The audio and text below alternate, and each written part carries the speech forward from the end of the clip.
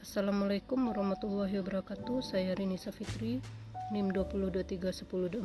Saya akan mempresentasikan tugas ke-10 seminar akuntansi yang berjudul Principle and Instrument of Islamic Financial Institution, yaitu prinsip dan instrumen lembaga keuangan Islam. Pertama yaitu pembahasan teori. Lembaga keuangan Islam adalah bagian dari ekonomi dunia modern dan tunduk pada hukum ekonomi yang sama dengan pelaku pasar keuangan tradisional. Dalam praktiknya, peran keuangan syariah semakin meningkat setiap tahunnya. Pertimbangan beberapa alasan yang menyebabkan fenomena ini adalah: yang pertama, di banyak negara telah terjadi pertumbuhan populasi muslim yang pesat. Masyarakat muslim di Eropa setiap tahun semakin diperhitungkan oleh para politisi dan juga ekonom. Kedua, saat ini minat terhadap produk keuangan halal diperbolehkan, diamati di kalangan non-muslim semakin meningkat. Ketiga, ada gelombang penerbitan lisensi dan izin yang memungkinkan Anda untuk memulai menyediakan perbankan retail. Yang keempat itu pejabat pemerintah dan bank tradisional melihat perbankan Islam dan keuangan peluang bisnis yang menjanjikan dan bukan pemberian dari etnis minoritas. Yang kedua yaitu studi kasus. Negarawan dan bank tradisional melihat peluang bisnis yang menjanjikan di perbankan dan keuangan Islam. Mekanisme pasar modal syariah berbeda dengan yang sudah dikenal. Agen ekonomi dipandu tidak hanya oleh aturan hukum tetapi juga aturan yang ditentukan dalam kitab suci Al-Quran. Hukum keuangan Islam menyediakan berbagai produk keuangan. Instrumen utama pembiayaan yang digunakan oleh lembaga keuangan Islam memiliki beberapa ciri khas. Memperkirakan nilai aset apapun berdasarkan nilai sebenarnya.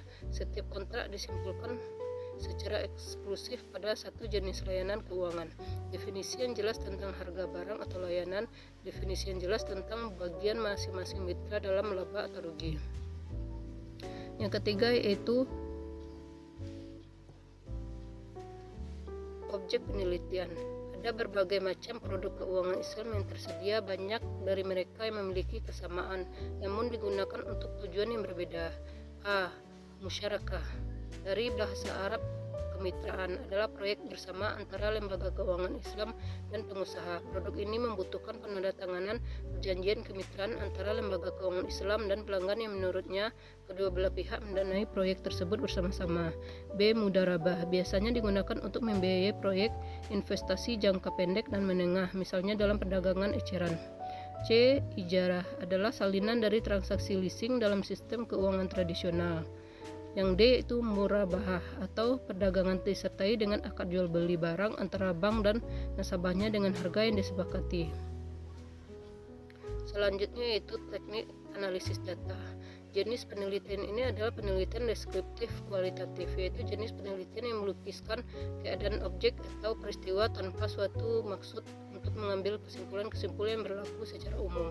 Metode kualitatif adalah proses penelitian yang menghasilkan data deskriptif berupa data kata-kata tertulis atau lisan dari orang-orang yang berperilaku yang dapat diamati. Penelitian kualitatif sebagai metode ilmiah sering digunakan oleh sekelompok peneliti dalam bidang sosial. Penelitian kualitatif adalah jenis penelitian yang menghasilkan penemuan-penemuan yang tidak dapat dicapai atau diperoleh dengan menggunakan prosedur statistik atau dengan cara-cara lain dari kuantifikasi.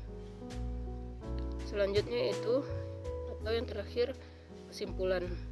Prinsip ekonomi dan keuangan Islam secara inheren berorientasi sosial, memerlukan perkembangan moral dan bisnis yang lebih stabil dan akibatnya dapat berdampak pada penurunan tingkat korupsi dan ketidakjujuran dalam perekonomian.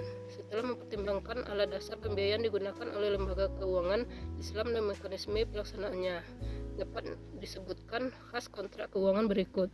1. Itu estimasi nilai yang didasarkan pada nilai sebenarnya. 2. Peralihan kepemilikan. 3. Setiap kontrak individu disimpulkan secara eksklusif pada satu jenis layanan keuangan.